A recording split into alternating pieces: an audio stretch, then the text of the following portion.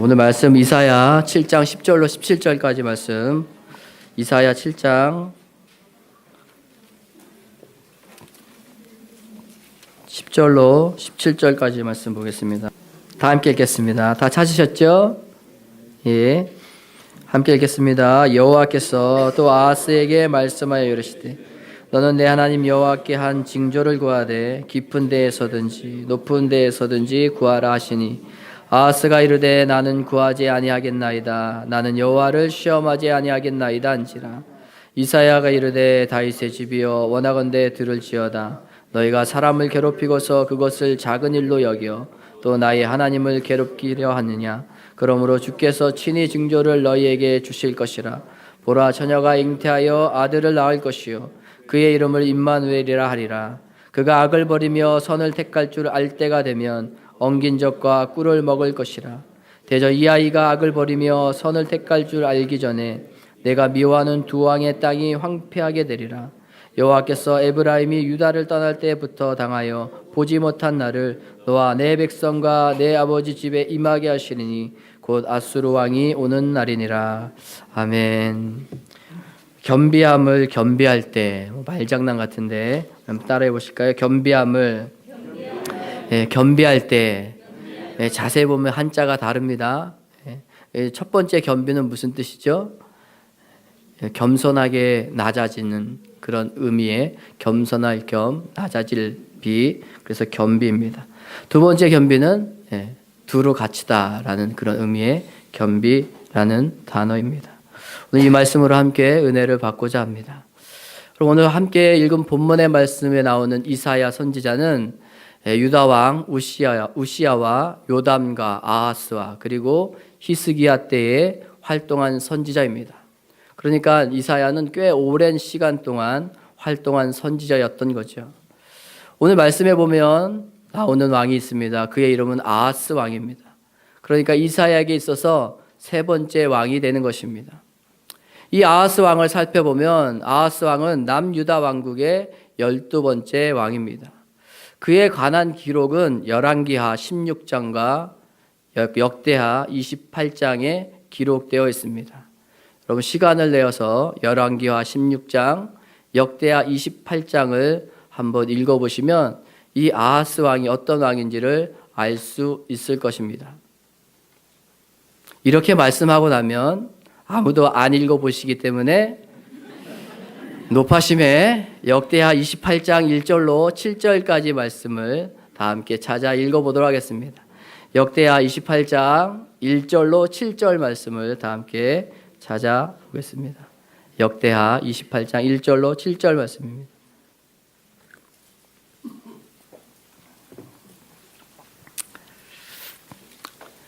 다 찾으셨죠? 우리 함께 읽겠습니다. 아하스가 왕위에 오를 때에 나이가 20세라. 예루살렘에서 16년 동안 다스렸으나 그의 조상 다윗과 같이 아니하여 여호와 보시기에 정직하게 행하지 아니하고 이스라엘 왕들의 길로 행하여 바알들의 우상을 부어 만들고 또 흰놈의 아들 골짜기에서 분향하고 여호와께서 이스라엘 자손 앞에서 쫓아내신 이방 사람들의 가증한 일을 본받아 그의 자녀들을 불사르고 또 산당과 작은 산 위와 모든 푸른 나무 아래에서 제사를 드리며 분향하니라. 그러므로 그의 하나님 여호와께서 그를 아람 왕의 손에 넘기심에 그들이 쳐서 심히 많은 무리를 사로잡아 다메섹으로 갔으며 또 이스라엘 왕의 손에 넘기심에 그가 쳐서 크게 살육하였으니 이는 그의 조상들의 하나님 여호와를 버렸습니다. 르말라의 아들 베가가 유다에서 하루 동안에 용사 12만 명을 죽였으며 에브라임의 용사 시그리는 왕의 아들 마아세야와 국내 대신 아스리감과 총리 대신 엘가나를 죽였더라. 아멘. 이 말씀을 요약하면 아하스 왕은 이렇게 살았습니다. 아하스가 왕위에 오를 때 그의 나이 20세였죠. 그리고 16년 동안 남유다를 다스립니다. 그러나 오늘 성경에 보면 이 아하스 왕은 그의 아버지 요담과 같이 하나님 보시기에 정직하게 행하지 않았다라고 말씀하고 있습니다. 오히려 이스라엘의 왕들의 길을 따라 악을 행했습니다. 그래서 바알들의 우상을 부어 만들고 또한 흰놈의 골짜기에서 분향합니다. 그리고 하나님께서 이스라엘 자손 앞에서 쫓아내라고 명령하신 그 이방 사람들의 가증한 일을 본받고 있습니다. 그 대표적인 것이 오늘 말씀에 기록한 자신의 소중한 자녀들을 불살라 제사를 드리는 겁니다. 또한 산당과 작은 산 위와 모든 푸른 나무 아래에서 제사를 드리고 분향하는 모습이었던 것이지요. 여러분에게 질문을 던지고자 합니다. 여러분, 아하스가 왜 악한 왕일까요? 그의 마음과 그의 태도와 그의 인성이 악해서일까요? 여러분, 맞습니다. 그러나 이러한 모든 것보다 먼저 오늘 말씀에 보면 그가 기도할 기회를 차버렸기 때문이라는 사실을 기억해야 합니다. 이사야 선지자가 그에게 와서 당신이 기도하시면 하나님이 징조를 반드시 당신에게 주실 것입니다 라고 했음에도 불구하고 그는 기도하지 않았기 때문에 그는 악한 왕입니다. 아니, 악한 왕이 될 수밖에 없는 것이지요. 오늘 함께 읽은 이사야 7장 11절에 보면 이사야는 아하스 왕에게 이렇게 말합니다. 너는 내 하나님 여호와께 한 징조를 구하되 깊은 곳에 서든지 높은 데에 서든지 구하라. 하나님께서 이사야 선지자를 통해 간곡하게 요청하십니다. 아하스 왕아, 너는 기도해라. 나에게 구해라. 이 말은 무슨 말입니까? 내가 구하고 기도하면 내가 반드시 응답하겠다라는 말씀이 아니겠습니까? 그런데도 아하스는 이렇게 말합니다. 12절 말씀 우리 다 함께 읽어보겠습니다. 이사야 7장 12절 말씀입니다. 시작. 아하스가 이르되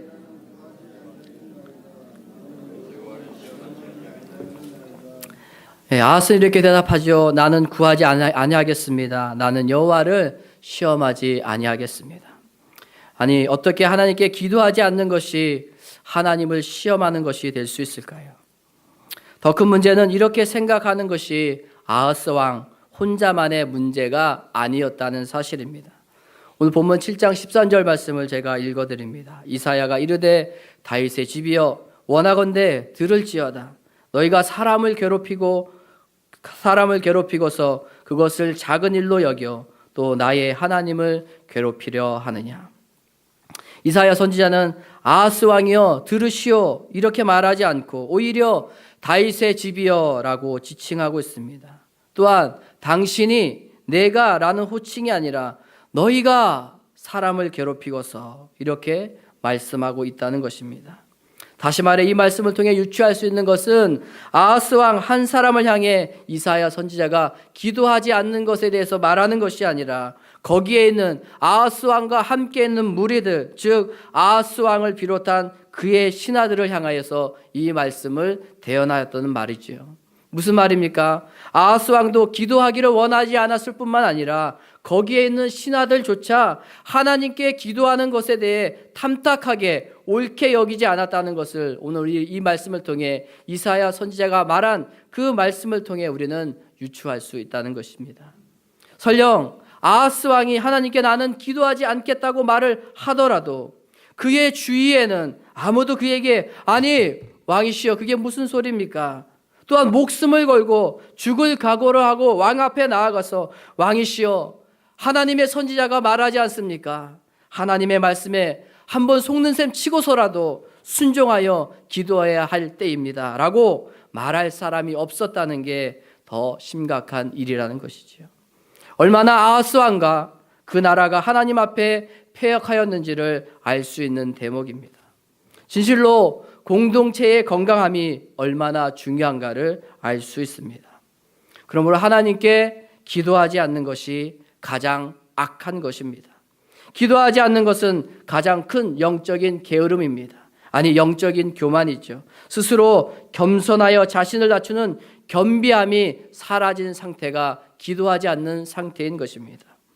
오늘 우리가 말씀을 통해 발견할 수 있는 하나님의 원리, 하나님의 지혜가 있습니다. 그것은 누구든지 겸손하여 자신을 낮추는 겸비함으로 기도하지 않는다면 그 사람은 오늘 아하스 왕처럼 그 신하들처럼 하나님 외에 다른 것을 겸하여 갖추는 또 다른 겸비함에 마음을 뺏겨 살고 있다는 것입니다. 이것이 우리에게 주시는 하나님의 지혜요 영적인 원리입니다. 아하스 왕은 기도할 기회를 놓쳐버렸습니다.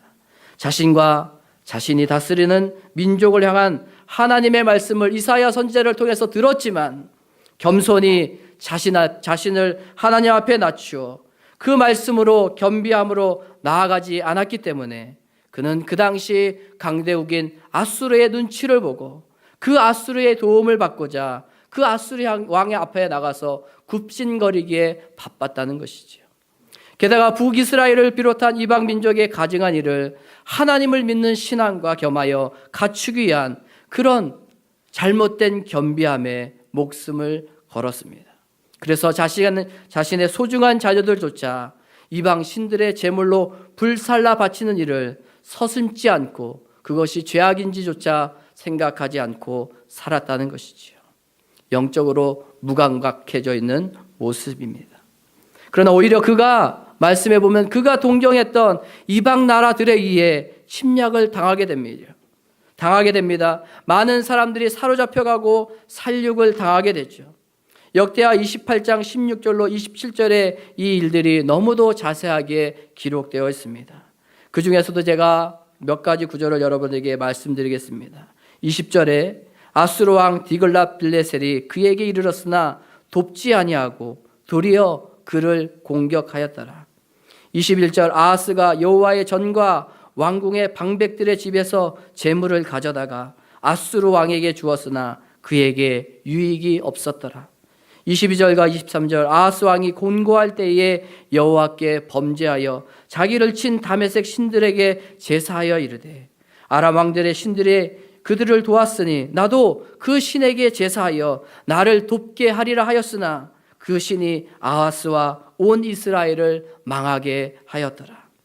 24절과 25절입니다. 아하스가 하나님의 전에 기구들을 모아 하나님의 전에 기구들을 부수고 또 여호와의 전 문들을 닫고 예루살렘 구석마다 제단을 쌓고 유다 각 성읍에 산당을 세워 다른 신에게 분향하여 그의 조상들의 하나님 여호와를 진노하게 하였더라라고 말씀하고 있습니다. 여러분, 왜 아하스 왕이 악한 왕일까요? 하나님의 말씀을 믿지 않고 기도하지 않았기 때문입니다. 그렇기 때문에 아하스 왕은 하나님도 섬기지만 하나님 외에 다른 것을 갖추는 이상한 겸비함에 빠져버렸던 것입니다. 디모데전서 6장 17절로 21절 말씀에 내가 이 세대에서 부한 자들을 명하여 마음을 높이지 말고 정함이 없는 재물에 소망을 두지 말고 오직 우리에게 모든 것을 후히 주사 누리게 하시는 하나님께 두며 선을 행하고 선한 사업을 많이 하고 나누어 주기를 좋아하며 너그러운 자가 되게 하라. 이것이 장래에 자기를 위하여 좋은 터를 쌓아 참된 생명을 취하는 것이니라. 디모데야, 망령되고 헛된 말과 거짓된 지식의 반론을 피함으로 내게 부탁한 것을 지키라. 이것을 따르는 사람들이 있어 믿음에서 벗어났느니라. 은혜가 너희와 함께 있을지어다. 동일한 상황 속에 있는 디모데를 향하여 사도 바울은 기도할 것을 권고하고 있는 것입니다. 세상은 우리에게 성공하라고 유혹하죠. 내가 만약 성공하게 되면 너는 인정받고 남보다 더 나은 삶을 살게 될 것이다 라고 약속합니다. 내가 부여하라고 유혹하고 있습니다. 내가 열심히 노력하고 수고하고 땀 흘리면 남보다 더 잘 살 수 있다고, 부귀와 번영을 누려야 한다고 끊임없이 속삭입니다. 그러면 행복해질 것이라고, 평안을 누리게 될 것이라고 우리에게 말하고 있습니다. 그러나 하나님께서는 마음을 높이지 말고 정함이 없는 재물에 내 소망을 두지 말고 살아가지 말라고 말씀하고 있음을 오늘 우리는 마음속에 새겨야 될 줄로 믿습니다. 만약 아하스 왕처럼 망령되고 헛된 말과 거짓된 지식의 반론을 만약에 그가 겸비하게 된다면 그 사람은 결국 구원의 길을 포기하게 될 것입니다. 그 길을 가는 것을 주저하게 될 것입니다. 믿음에서 벗어나게 될 것입니다. 아하스 왕처럼 그가 동경하는 오히려 그 대상에 의해서 멸망을 당하게 될 것입니다. 그러므로 하나님의 사람은 하나님 앞에서 스스로 겸비하여 망령되고 헛된 말과 거짓된 지식의 반론을 두루 갖추려 하지 말고 오히려 그곳에서 피해야만 합니다. 떠나가야만 합니다. 머물러 있지 말고 박차고 일어나야 될 줄로 믿습니다. 아멘. 그리고 이사야 선지자는 아하스 왕에 나아가 하나님의 말씀을 전했습니다. 그 요지는 한마디로 하나님 앞에서 겸손히 낮아지는 그 겸비함으로 기도하라는 말씀이었습니다. 여러분, 그렇다면 겸손은 무엇일까요? 내가 할 수 있는 것을 하는 것입니다. 그저 내가 생각하고 판단해서 잘할 수 있을 것 같으면 하는 것이고, 또 내가 생각하고 판단해서 이것은 안 될 것이라고 판단한 나머지 아닌 것 같고 힘들지만 하지 않는 것이 겸손이 아니라는 말씀입니다. 내가 생각하기에 아닌 것 같고 힘든 것 같지만 오히려 그 공동체와 리더의 판단과 결정에 순종하여서 따르는 것이 곧 겸손인 것이지요. 하나님이 모세를 부를 때도 마찬가지였습니다. 모세는 나는 입이 뻣뻣하고 둔한 자입니다 라고 했을 때 하나님은 가라고 명령하셨습니다. 모세의 겸손함이 무엇입니까? 입이 뻣뻣했지만 둔했지만 나이가 들었지만 자기가 생각해도 아무리 해도 이스라엘 백성을 출애굽할 능력이 자기에게 없었지만 하나님의 말씀을 믿고 순종할 때 바로 모세를 향하여 사람들은 겸손하다라고 말하는 것임을 기억해야 될 줄로 믿습니다. 여러분, 기드온도 마찬가지입니다. 나는 미디안 지파 중에 미디안에서 침략을 받을 때 나는 아무런 힘이 없습니다. 나는 이스라엘 12지파 중에서도 정말로 보잘것없는 지파 중에 한 사람입니다 라고 이야기했을 때 하나님의 사자가 그 일을 향하여 큰 용사여 라고 말했을 때 자신이 생각해도 자신이 판단해도 큰 용사가 아니지만 자신의 형편이 아무것도 보잘것없는 큰 용사가 보이는 그런 모습이 보이지 않음에도 불구하고 그는 그 큰 용사라는 말에 힘을 얻고 그 말씀에 순종함으로 인하여 기드온은 겸손한 사람이 될 수 있었다는 사실입니다.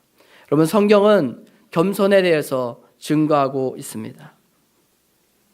여러분, 이런 겸손에는 반드시 유익이 있습니다. 먼저는 그 자신에게 그리고 리더에게 그리고 그가 속한 공동체 안에서 유익을 끼치게 됩니다. 여러분, 어떤 유익이 있을까요? 졸지 마시고. 제 목소리가 졸리십니까? 여러분, 어떤 유익이 있을까요? 하나님의 질서가 저는 잡힌다고 생각합니다. 모든 사람이 하나님의 말씀에 순종함으로 말미암아 그 사람이 속한 공동체가 하나님의 말씀에 철저히 순종하는 유익을 누리게 된다고 저는 믿습니다. 여러분, 그 대표적인 겸손의 모습이 오늘 본문에 나오는 임마누엘이라는 단어에 내포되어 있습니다. 물론 여기서 임마누엘의 징조는 가깝게는 아하스 왕의 아들 히스기야의 탄생을 의미하기도 합니다. 그러나 우리가 잘 알고 있듯이 임마누엘이신 예수님을 상징하는 단어이기도 합니다. 우리의 주님은 겸손의 모범이었습니다. 저는 십자가 지기 싫어요 하는 것이 아니라 주님은 겸손히 자신의 십자가를 지고 그 사역을 마칠 정도로 주님은 겸손의 왕이셨습니다. 주님은 한 번도 하나님의 뜻에 불순종하지 않으셨습니다. 주님은 자신의 생애 가운데 가장 힘들었던 십자가를 지시기까지 하나님의 뜻에 철저히 순종하셨습니다. 겸손히 하나님의 뜻에 자신을 낮추는 겸비함으로 나아가셨습니다. 그래서 주님은 늘 하나님과 동행하셨고 언제나 하나님과 소통하셨습니다. 바로 모든 그리스도인이 따라야 할 겸비함의 모범을 주님은 우리에게 보여주셨습니다. 여러분, 그런 겸비함을 가지신 주님의 가장 큰 기도 응답이 무엇일까요? 바로 우리의 모든 죄를 속량하시기 위한 십자가를 지는 것이었습니다. 얼마나 어렵고 힘든 일이었겠습니까? 그러나 주님은 그 겸비함으로 겸손함으로 그 십자가를 지실 수 있었음을 믿으시기 바랍니다. 아멘. 여러분, 진정한 겸손은 하나님의 살아계신 말씀에 죽기까지 복종하는 것입니다.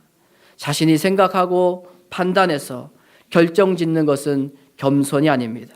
그것은 교만이고 그것은 악한 것입니다.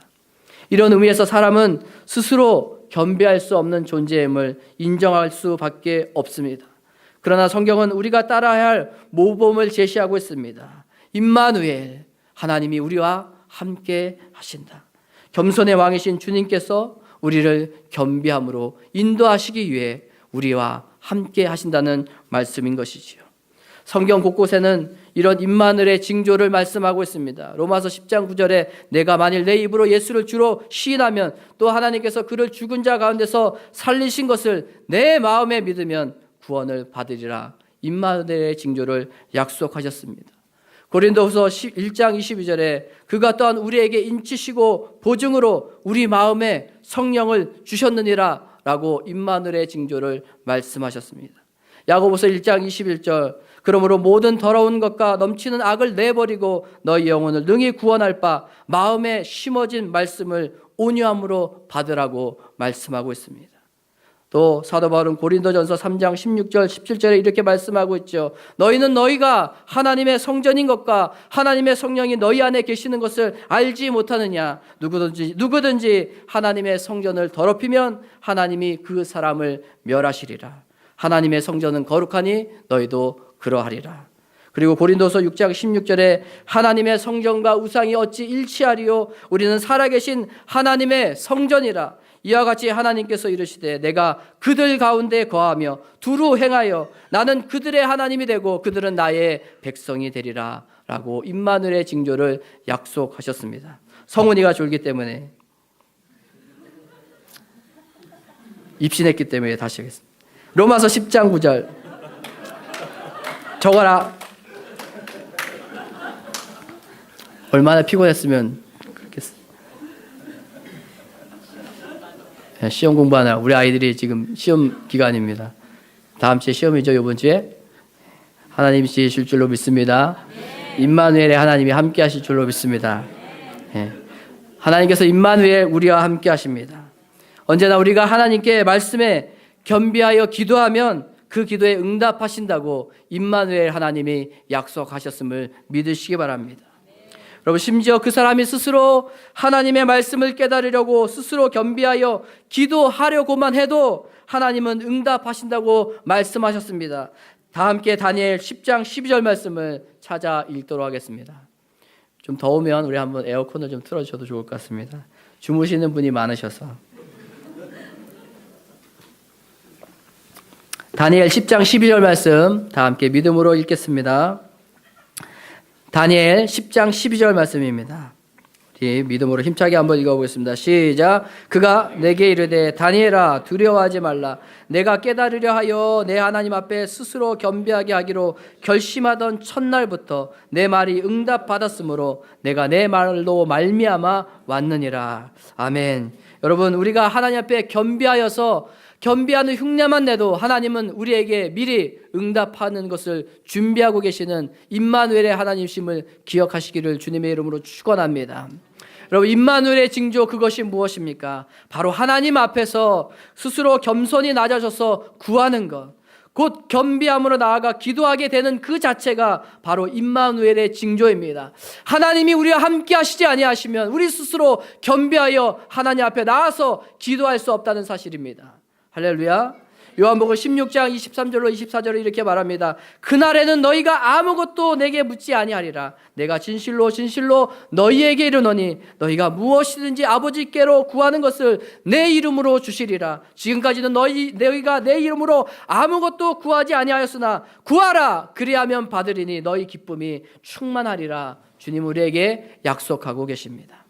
임마누엘 그 징조가 무엇입니까? 하나님이 함께 하시는 사람의 기도는 항상 겸비함으로 이렇게 기도하게 된다는 것입니다. 하나님 제 삶을 고쳐주십시오. 하나님 하나님의 말씀으로 저를 다스려 주시옵소서. 하나님 하나님의 은혜가 필요합니다. 하나님의 은혜로 덧입혀 주시옵소서. 내 힘으로는 안 됩니다.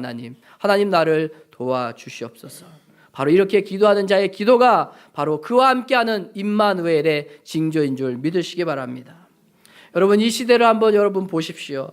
수많은 뉴스들이 우리에게 말하고 있지 않습니까? 마치 가스레인지에 올려놓은 주전자에 물이 끓는 것처럼 죄악이 들끓어오르고 있습니다. 그 죄악을 맞서서 겸비하게 기도하는 자가 보이질 않는다고 신학자들과 목회자들은 종종 이야기하곤 합니다. 바로 겸비함으로 주님 앞에 나아가 기도하지 않는 사람들이 많아지기 때문입니다. 여러분, 진정한 교회의 위기가 무엇일까요? 제가 교회의 위기를 말할 수 있는 형편은 아닙니다.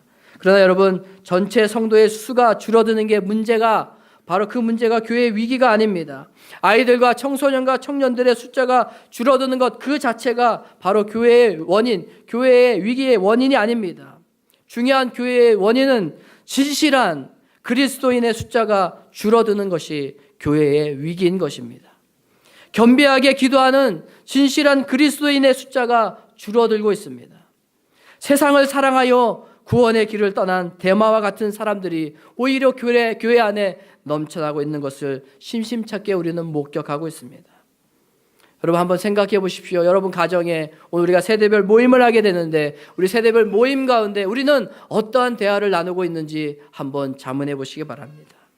물론 우리가 아이들의 교육, 과거의 신앙생활 이야기로 그렇게 이야기할 수 있죠. 그러나 거기서 그쳐서는 안 됩니다. 그냥 먹고 사는 이야기만 해서는 안 됩니다. 여러분, 우리가 함께 대화해야 될 내용은 겸손하게 우리 스스로를 낮추어 기도하는 일에 힘쓰실 수 있기를 주님의 이름으로 축원드립니다. 우리가 기도할 때, 우리가 대화할 때 어떻게 하면 우리가 겸비함으로 하나님 앞에 나와서 기도할 수 있을까? 내 주변에 잠자고 있는 영혼들이 있다면, 힘들어하는 지체가 있다면 그 사람을 어떻게 깨워서 함께 기도하는 자리로 나아갈 수 있을까? 그 방법을, 그 지혜를 도모하는 저와 여러분이 될 수 있기를 주님의 이름으로 축원드립니다. 여러분, 주님을 잘 모른다는 분의 손을 잡고 함께 겸비함으로 기도하십시오. 안개와도 같은 인생길에서 헤매는 그 지체와 함께 겸비함으로 기도할 수 있기를 주님의 이름으로 축원드립니다. 여러분, 특별히 슬퍼하고 아파하는 자와 또 기뻐하고 즐거워하는 자와 함께 슬퍼하고 기뻐하며 주님 앞에서 겸비함으로 기도로 겸비하는 그리스도인의 모임을 만들어 주실 수 있기를 주님의 이름으로 축원드립니다. 주님은 오늘 이 시대를 사는 우리에게도 동일하게 말씀하십니다. 마태복음 7장 7절로 8절에 구하라 그리하면 너희에게 주실 것이요 찾으라 그리하면 찾아낼 것이요 문을 두드리라 그리하면 너희에게 열릴 것이니 구하는 이마다 받을 것이요 찾는 이가 찾아낼 것이요 두드리는 이에게는 열릴 것이니라 주님께서 말씀하고 계십니다. 구하라, 찾으라, 두드리라. 그럼 무슨 말입니까? 기도하라는 말입니다. 우리가 이 말씀에 비추어 핑계치 못할 사실은 하나님은 언제나 우리에게 기도할 기회를 제공해 주신다는 말입니다. 우리가 그때 그 기도의 기회를 놓치지 말고 오히려 겸비하여 기도할 때 하나님은 응답해 주시겠다는 말씀입니다. 임마누엘로 함께 하신다는 말씀입니다. 아멘. 그러므로 야고보서 4장 10절에 주 앞에서 낮추라 그리하면 주께서 너희를 높이시리라 말씀하고 있습니다. 또 시편 32편 6절에도 이로 말미암아 모든 경건한 자는 주를 만날 기회를 얻어서 주께 기도할지라 라고 권면하고 있습니다. 따라해 보실까요? 모든 경건한 자는 주를 만날 기회를 얻어서 주께 기도할지라. 아멘. 여러분, 주님께 기도하면 주님을 만나게 됩니다. 여러분, 주님께 기도하면 주를 만날 뿐만 아니라 우리가 모든 경건한 자가 될 수 있음을 믿으시기 바랍니다. 그러므로 졸린 눈을 비비고 크게 뜨시고 하나님의 말씀, 하나님의 은혜를 사모할 수 있기를 주님의 이름으로 축원드립니다. 여러분, 하나님께서는 아하스를 바꾸시기 위해 이사야 선지자를 통해 기도할 기회를 주셨습니다. 그러나 아하스 왕은 겸손히 낮추는 그 겸비함이 없었기에 그 기회를 놓치고 말았다는 사실입니다. 아하스는 작정하고 하나님께 구하지 않았습니다. 여전히 두려움에도 불구하고 그는 하나님 앞에 나와 기도하지 않았습니다. 그러나 여러분, 아하스는 알아야만 했습니다. 그것이 그가 다스리는 나라에 주신 마지막 기회라는 사실을 말입니다. 사랑하는 성도 여러분, 기도하게 되는 기회를 잘 선용하는 것이 지혜이요 믿음인 줄 믿습니다. 오늘 말씀에 비추어 여러분에게 다시 한번 강조드립니다. 하나님 앞에서 겸비하게 되면 그 기도의 절호의 찬스를 제대로 선용하게 됨을 꼭 기억할 수 있기를 간절히 소망합니다. 지난 한 주간 동안 우리는 기도하는 자의 행복에 대해 새벽과 저녁에 말씀을 듣고 기도하고 있습니다. 그리고 지난 금요일 말씀이 기억나시나요? 예, 머리를 떠올리시는데 제가 적은 걸 말씀드립니다. 하나님께서는 기도하는 자의 행복으로 무엇이라고 했습니까? 해결됨을 주신다고 말씀하셨습니다. 창세기 32장의 말씀에 나오는 야곱이 이스라엘이 되는 것처럼 하나님께서는 문제보다 그 문제를 통해 그 사람이 그 자신이 바뀔 기회를 주신다고 말씀을 들었습니다. 여러분 한번 따라해 보시죠. 내가 풀 수 없는 문제는 하나님 앞에서 내가 풀리는 절호의 기회이다. 여러분 문제는 우리가 스스로 풀 수 없습니다. 그러나 내가 풀 수 없는 문제는 하나님 앞에서 그 문제로 말미암아 내가 풀리는 절호의 기회가 됨을 우리는 기억해야 된다는 것이지요. 그래서 이것이 기도하는 자의 행복, 해결됨의 행복인 것입니다. 여러분 우리는 내일부터 한 주간 또 우리는 기도로 나아가게 될 것입니다. 바라기는 우리 모두가 그 기도의 자리에 나아가서 우리 자신의 정체성이 바뀌는 신앙의 씨름에 함께 동참할 수 있기를 소망합니다. 기대합니다. 아멘. 우리 옆에 있는 분들과 이렇게 인사하실까요? 함께 기도해 주실 거죠? 함께 기도해 주실 거죠? 이렇게 해주셔야 됩니다. 아멘. 네, 여러분 문제와 환경 때문에 우리가 고통을 당하는 게 아닙니다. 그 문제로 인해 그 환경으로 인해 우리가 하나님께 기도하지 않기 때문에 고통을 감내하며 살 수밖에 없는 것이지요. 하나님과의 관계가 불통이 되면 반드시 그 인생에게는 고통이 뒤따르게 됩니다. 오늘 아하스 왕과 그 나라가 잘 증명해 주고 있습니다. 기도하지 않는 것은 하나님을 시험하는 것이 아니라 오히려 하나님을 괴롭게 하는 것입니다. 우리가 한 주간 기도할 때에 하나님의 괴로움이 먼저는 우리의 귀에 들려질 수 있기를 소망합니다. 또한 우리가 기도할 때 우리 자신이 바뀌게 되는 응답과 그 은혜를 넉넉히 누릴 수 있게 되기를 간절히 소망합니다. 여러분 말씀을 정리합니다. 믿음의 눈으로 하나님의 행하심을 볼 수 있기를 소망합니다. 그리고 우리를 보시고 기뻐하시는 하나님처럼 우리 모두가 기뻐할 수 있기를 소망합니다.